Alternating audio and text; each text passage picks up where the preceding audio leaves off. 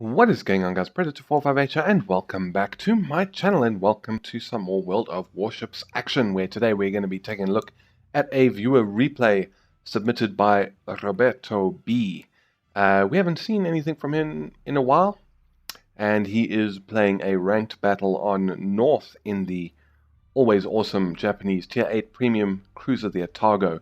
As for the teams, his team's got two Amagis, two Atagos, a York, and a Hatsuharu, as well as the Lexington. Enemy team got a Shikaku, North Carolina Nagato, New Orleans, and I think it's a Fubuki and another Hatsuharu. So, looks like his team is going to move in towards the A capture point. Roberto is just currently turning to starboard and moving in a little bit closer to some of his fleet. You obviously don't want to go and get yourself all isolated in this game mode. It's all about teamwork. So their carrier player, an imposter named Predator4S, is signaling to capture A area. And then their destroyer captain in the Hatsuharu is saying that he's going to need some support, so keep eyes open. First target has popped up. It's Admiral Hipper at 15 kilometers.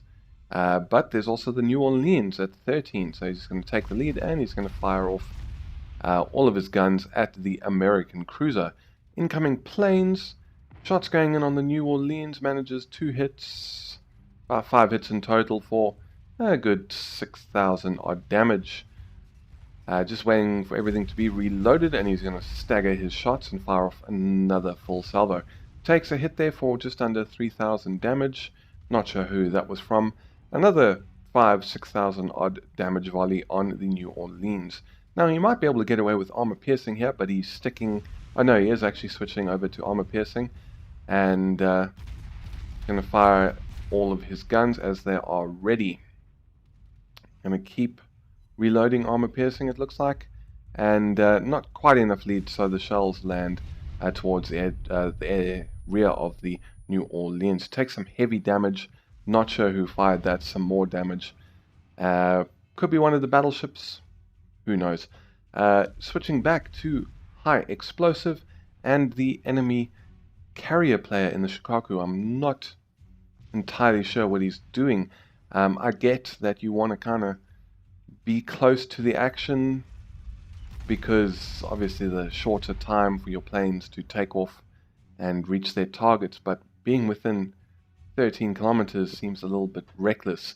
Unfortunately, Roberto does not notice that the Shikaku had slowed down for that first volley, but now he's on target and the shells are looking a lot better. Shots going in, 7 hits for 7,000 damage.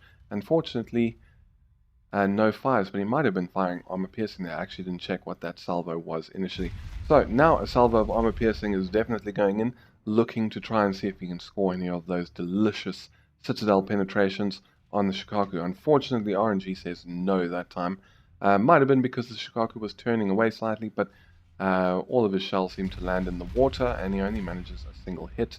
So he's going to fire off another volley, and it also looks like there are torpedoes going in.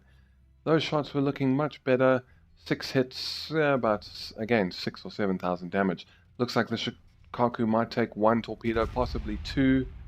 And wow, that looked a bit weird. It looked like that torpedo almost clipped through the rear of the carrier. But he's down to very low health. Firing high explosive now, 5 hits, and just 730 hit points remaining on the carrier. Unfortunately for Roberto, Lord Bane, who's one of the Amagis, his shots arrive on target first, and he gets the kill. Now, unfortunately, they have lost their destroyer as well as one of their cruisers. And Roberto mentioned in the email that he enjoyed this game because he gets to shut up the allied destroyer captain who is about to start talking shit in chat. Always fun when you get to do that.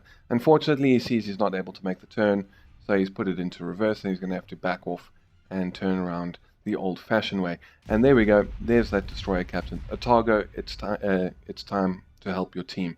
As if that's not what he was doing. Playing a significant part in the destruction of the enemy aircraft carrier was apparently not helping the team. But anyway, so he's pretty much turned around now. I think he's going to start going forward very soon. And he's got the high explosive loaded. Fubuki is approaching the A capture point. So he's going to try and take some sneaky shots and see if he can get them to go over the mountain.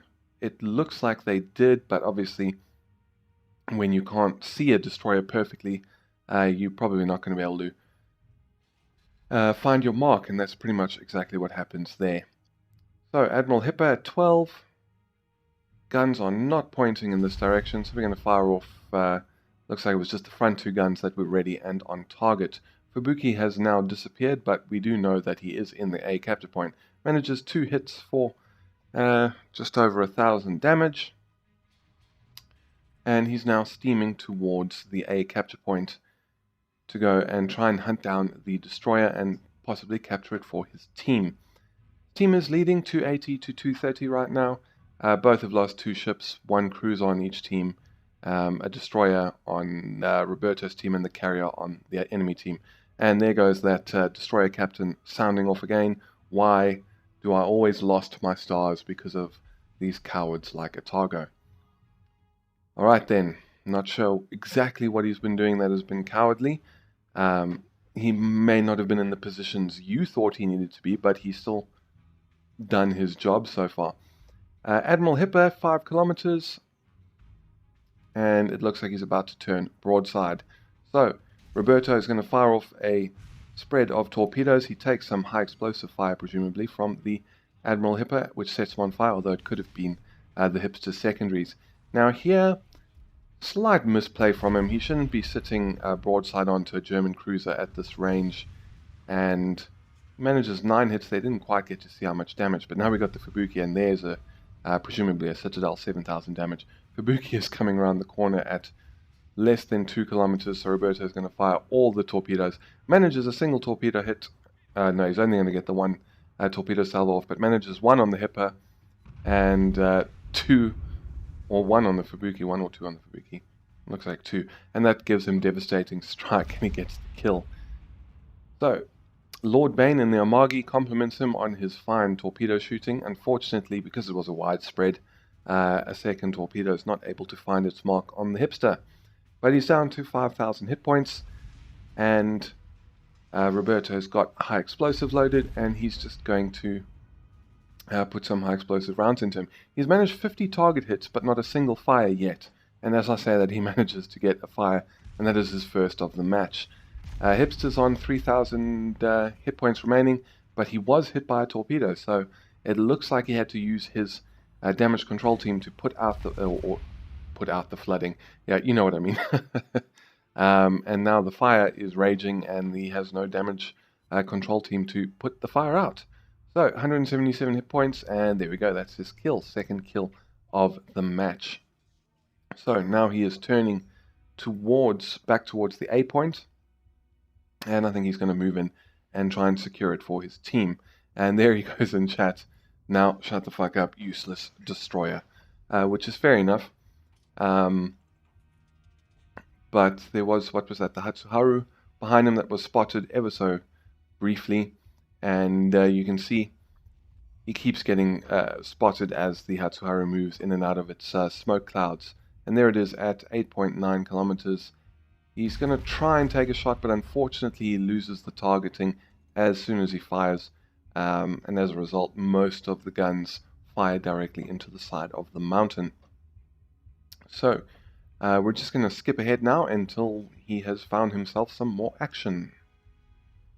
Right, and the A capture point is nearly under his team's control. The Hatsuharu has showed itself at 10.3 kilometers, so he's going to fire a full salvo of high explosive.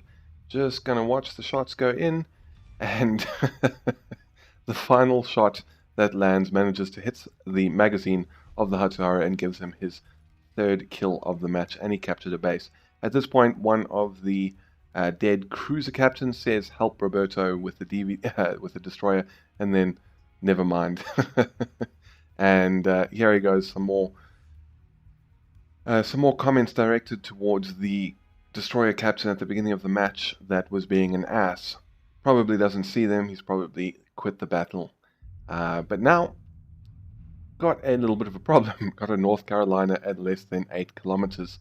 Just waiting for this little island to be out of the way so he can fire a spread of torpedoes. And here we got incoming shots from the North Carolina. 7,000 damage. I would say he got away quite lucky there. That could have ended very, very badly. But I do understand the need to get the torpedoes in the water, and I probably would have done exactly the same thing and waited until they had been fired before trying to maneuver and evade the shots. So you're going to try and put some more high explosive fire into the cruiser, but unfortunately he's too close to the island, and this salvo of torpedoes is actually looking pretty good. Manages one hit for Confederate and high caliber, and a second hit, taking the North Carolina down to 18,000 hit points. Last remaining ship on the enemy team. Incoming torpedo bombers, and from the Allied carrier captain, we can't see them just yet, but there they are. They've just appeared, and they're pretty much going to wreck the North Carolina, dropping him down to 1,000 hit points, and I believe he's flooding and on fire. So there we go, end of the match. So let's have a look and see how he did. 795,000 credits, so nearly 800,000 credits. 10,666 research, Confederate high caliber, and devastating strike.